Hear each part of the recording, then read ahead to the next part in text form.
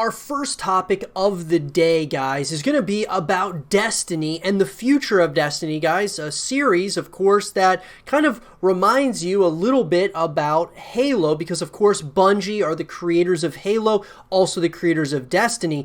But there's a lot of question marks around this franchise, especially seeing as how Bungie and Activision split. And so now a lot of pressure might have been lifted off of Bungie's shoulders because they, of course, had the weighing eye of Activision, over top of the franchise, and now that's not there. But there's more added pressure now to Bungie because they got to deliver something really special in order to get us all on board again with Destiny. Because for myself, guys, Destiny wasn't necessarily a game that I enjoyed that much. I thought, I appreciated it quite a bit, but it kind of just reminded me a little bit too much of Halo, and it just felt like it was just kind of a complete ripoff of Halo, or like a spiritual successor to Halo, so to speak. And so I just didn't really buy into it, but I did really appreciate the first one, and even I appreciated partially the second one as well. So the question is, guys, is what happened to Destiny and where could it be going now in the future? So let's talk about it. In an article that was written by Paul Tassi from Forbes, he lists 5 big questions for Bungie now that, of course, them and Activision split. So, guys, this was actually written back in January of 2019, but there's, I thought, a number of different things here that are pretty that very well could be, you could kind of relate to this very day. I think it's important. So, Bungie was extracting itself from its deal with Activision and would have the sole publishing rights to the Destiny franchise going forward. It's the end of a profitable but often tense 8-year relationship between the two, and an enormous deal in the gaming industry that is being received as a big win for Bungie and a loss for Activision, though the larger publisher was frequently bemoaning that Destiny wasn't hitting their sales targets. There are 10 trillion questions about what happens to Destiny now going forward, but I've tried to narrow it down to the 5 biggest. I don't expect Bungie to come out with a line list addressing all of these immediately, but I think over time they're going to need to talk about the aspects of this separation because we don't really know all of the past points of conflict between Activision and Bungie and what might change now that Destiny is free of a corporate overlord. So, guys, one thing I do kind of want to mention about this first portion is that, in my eyes, I don't know what happened behind closed doors. Obviously, we don't with Bungie and Activision, what the big issue was.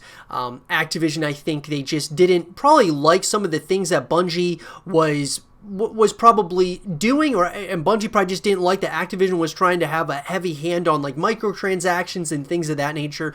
Bungie just wanted to kind of be free of all of that stuff. They could just have complete creative control of their destiny and where they were trying to go with the franchise. I just think my personal take is that I'm concerned for Bungie. I think they're going to have that, they're going to obviously having that creative control might be a really good thing for them, but at the same time, Activision, as being the juggernaut that they are, they have that power to really be able to push a product out to the people and really get it out there. And I don't know if Bungie can do it by themselves. It's hard to say.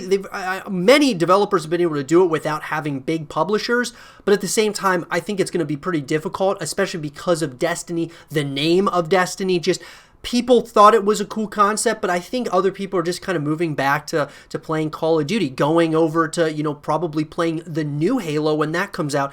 There's a lot of competition out there, and is Destiny really going to have a grounded, thought process and really something fleshed out that people are really going to enjoy? It's a big question mark, to me at least. That being said, what's going to be the new pace of content and big releases? So one point of contention that kept coming up in reporting about the relationship between Activision and Bungie was that Bungie was exhausted by Activision's constant demand for content that came out in a set window, namely, and there had to be a big annual Destiny release every fall without fail. Destiny 2 was delayed, but eventually Activision wouldn't let it move anymore, and well, we know how vanilla launch went there. But it's not just Activision that's been demanding new content from Bungie, it's also fans. I can easily see a situation where if, say, Bungie doesn't release a big fall expansion this year because they want to put more work into Destiny 3 instead, a big chunk of the fan base might get upset about that because, well, we've had 5 years of big fall Destiny releases. So, really quick here too, guys, with this part, having, of course, DLC packs and just all of that stuff that Activision wanted. Look, Activision's looking at this, obviously, as a business, because it is, and Bungie's looking at it as well, like a creative medium, but they also are looking at it as a business as well. Here's the thing, though. Activision knows what they got with Call of Duty, and they're saying, look, why can't you guys do something similar to what Call of Duty's doing and having a new game every year? Now, I think it's a little bit too much to ask with Bungie. Obviously, Activision doesn't even ask Infinity Ward and Treyarch and Sledgehammer. It doesn't ask them to make a new game every year. What they say is, look, you got a 3-year cycle or now you got a 2-year cycle. So you got every other year we're expecting a new title from you. And I think that's what they could have probably asked from Bungie is, look, we need a new Destiny every other year and content in between. So the year off when there isn't a new Destiny game, you have content for that previous Destiny game. And maybe that was just too much to ask. I don't know. I mean, I don't know how big Bungie is in terms of how big their team is and such, but Activision obviously felt good enough that that they had a big enough team to do this. I think having a Destiny game, every year is asking way too much of Bungie. Now, obviously, if you had Bungie as well as a couple other developers come in to help out, like if what they're doing with Treyarch and of course, Sledgehammer Games right now. Sledgehammer right now is making the campaign for the new Call of Duty Black Ops, and Treyarch is making, of course, the multiplayer. So if you had something like that, it might work, but having Bungie just do it all by themselves, that probably did get very, very tense over there.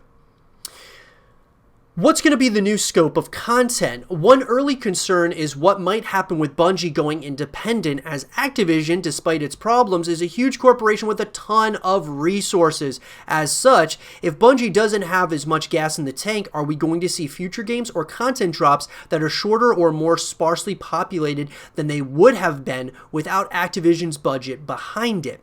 We don't really know the financial situation at Bungie as an independent entity, but they recently got a $100 million investment from China mobile giant NetEase, which no doubt made this transition easier, if it's not the entire reason it's possible.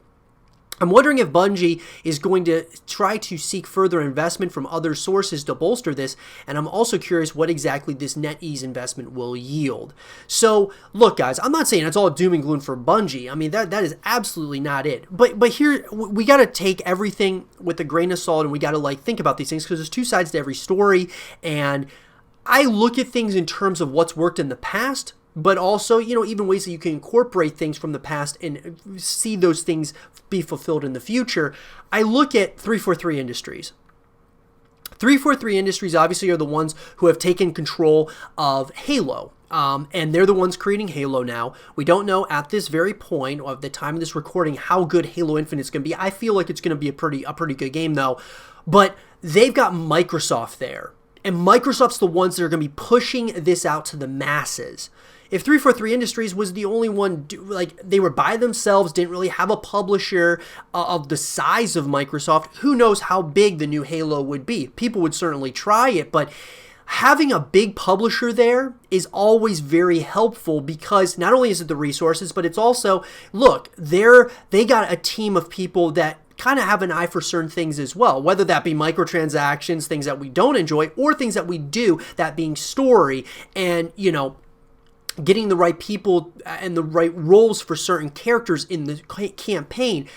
Just look, when you have a lot of resources, it really is helpful. And Activision has an abundance of resources. Bungie now, sure, a $100 million investment is great, but at the same time, you wonder what that investment's for. Is it for just the studio in general? Is it for them to make a mobile game? It's hard to say, but I gotta say, you gotta look at these things in terms of that, and I think time will tell, because when we get another Destiny, which who knows when the next Destiny game is going to be coming out, might get announced this year, who knows, but whenever Destiny 3 gets announced, and once we see it for ourselves and play it for ourselves, we'll be able to say it was worth them leaving Activision or not. And I think, guys, that in my opinion, we're going to enjoy the product that Bungie's going to come out with, not having Activision like in the background.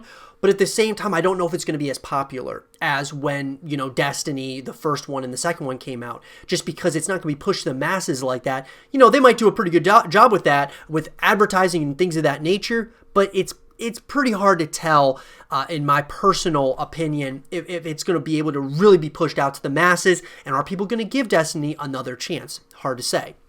How will monetization and microtransactions change without Activision? Without question, the dream of Bungie splitting from Activision is that all those pesky microtransactions are going to just evaporate on the spot, like we'll all log in one day and Tess Everest will be apologizing profusely for war profiteering, and everything she sold magically just appears in the loophole.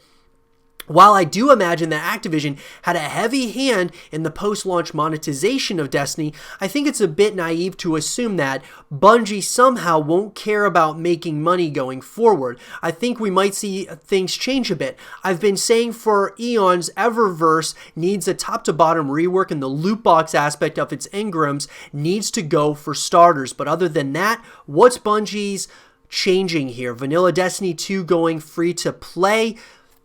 I mean, different DLC or annual pass prices, new microtransactions outside of Eververse that are less irritating. So, I personally, guys, this is what I would say.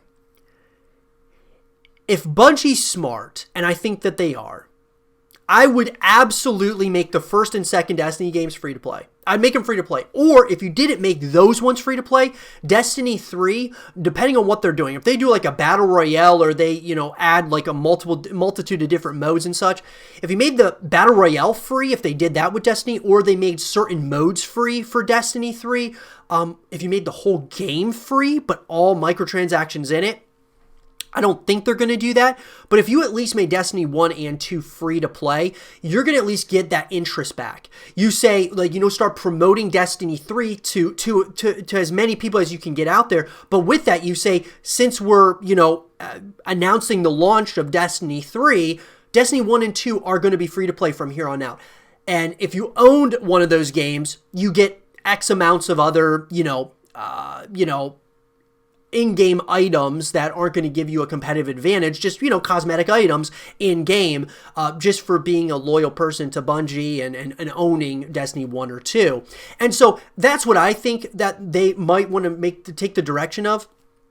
It's hard to say, though. I mean, I agree with this full-heartedly when you say, Activision had a heavy hand, obviously, in the microtransaction system, but Bungie's obviously thinking to themselves, we got to make some money too. And they're certainly going to be thinking that as, Destiny 3 gets closer and closer to being released. So, will the Sony exclusivity deal continue? The divorce from Activision calls into question the state of the seemingly never-ending constant exclusivity deal with Sony, which offers PlayStation players weapons, armor, ships, strikes, and multiplayer maps that PC and Xbox players don't see for a year at least. It's a deal so irritating it actually made me jump consoles between Destiny 1 and 2, which I suppose is the goal, but no one, not Xbox, PC, or PlayStation players like that it exists, as it makes the game worse for everyone. I 100% agree with this. It makes it worse for everyone, okay? Exclusivity, guys, is one thing. But if you had Destiny 1 and Destiny 2 and you just said, look, this is going to be exclusive to PlayStation. Okay, all right. People might buy the PlayStation to play Destiny. But you can own it on Xbox. You can own it on PC. But a lot of this stuff that's in the game, or like the new DLC and all those things, are going to come first to PlayStation. It's ludicrous to me. I don't know why games are like this. It bothers me beyond end. It's like, look, just make it exclusive to that console then. Why are you even making it available to Xbox and PC people? And you're like teasing everybody else. If you're going to have an exclusive title, like me when it comes to Xbox, I love Gears of War. It's exclusive to Xbox, and that's cool. but don't make it available to PlayStation and PC and everything else, and then say, look, since we have this exclusivity deal with Xbox, Gears of War content or DLC is going to come first on Xbox, and then you guys won't get it for a year or two. It's like, that is crazy. Why? And so I think that one thing is, guys, is that the gaming industry is still trying to figure it out. If you really think about it, gaming's been around for a while now, but at the same time, it hasn't been around as long as, say, like, you know, the movie industry, the music industry. It's an industry that is still somewhat new, so they're still trying to figure it out as we go from consoles, you know, generation to next generation. They're still trying to figure these things out. Microtransactions really aren't even that old either, if you really think about it. So all I'm saying is that this is something that they definitely need to address, and I really hope Bungie will. Lastly, what happens now with the eternal casual versus hardcore divide? Another narrative has been in place for a while that Activision wanted to make Destiny for casual players and a wider audience. Bungie wanted to cater to the hardcore crowd with more complex content, but I think it's a more complicated issue than that. As I've said before, most of the stuff that was wrong with Destiny 2 at launch had very little to do with catering to casuals and mostly made up of either unforced errors or Bungie's end. The shaders, or simply running out of time for a sequel. And the debate rages on today about hardcore versus casual versus those stuck in the middle. And look, I think that this is a very simple thing that you just, like, in my opinion, at least, when I look at a game, okay, like, let's just take another Activision title. Let's take Call of Duty, something I understand. Hardcore versus casual versus people stuck in the middle. Okay, well, what does that mean? So basically, guys, what you're trying to do with any game is you want to cater to pretty much everybody, and that's exactly what Activision was trying to do. And you can do that, but you got to have certain game modes and such. So, like, think about this. With Call of Duty, you got the CDL playlist, the Call of Duty League playlist, which is essentially for the competitive players, people who are really serious about becoming a pro in the game or just competing at a very high level. That's a playlist that you can play. Has all of the, you know, rules and regulations of the Call of Duty League. And then, of course, guys, for more casual people, you can just play Team Deathmatch. You can just play, you know, certain other game modes that are going to put you in a skill-based matchmaking system, which kind of puts you up against other people who are of your same skill set.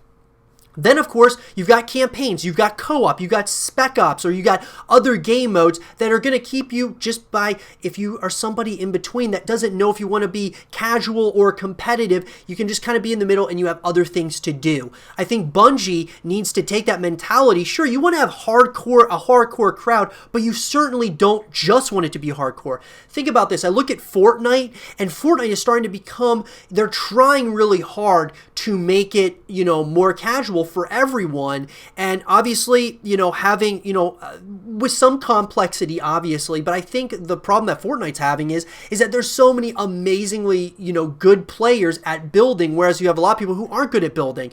So skill-based matchmaking, having new game modes and things of that nature in Fortnite, I think, are very important for the success long-term of the game. To just have a hardcore crowd, you're basically just thinking probably esports. You're looking at Bungie. Bungie's probably looking at Destiny 3, if this is true, that it's going to be a esports title, and everyone's just going to be playing this, and you're going to get on there, and it's going to just be, you know, you're going to be trying to be a pro, or you're going to be taking it very seriously. There's going to be no one casual playing it. Maybe similar to, like, kind of like CSGO, like a lot of people on CSGO are, you know, playing it from a, you know, a very competitive standpoint. They want to be competitive. And I don't think that's necessarily a bad thing, but I think it's going to limit your base of people that are going to be playing the game. That's just my opinion, guys. I would love to hear yours, but I think, guys, where they went wrong with Destiny, I think Activision was trying too hard or being too ambitious, trying to have a new Destiny game every single year. And Bungie kind of pulled back on that, didn't like that they were doing that. And then after the second Destiny, it looked like, look, Destiny's not a bad game. By any stretch of the imagination, it's not a bad game, a bad series. I think it should continue and it should coexist with all these other shooters out there. But I do think things need to change, and I think it's good that Activision and Bungie did split. I'm concerned, of course, for Bungie, but At the same time, time will tell what Destiny 3 gives us. So what do you guys think, though? What do you guys really think happened to Destiny? Were there things that I didn't, mention that you think? Definitely let me know in the comment section below. And when do you think we'll see a Destiny 3? Let's talk about it.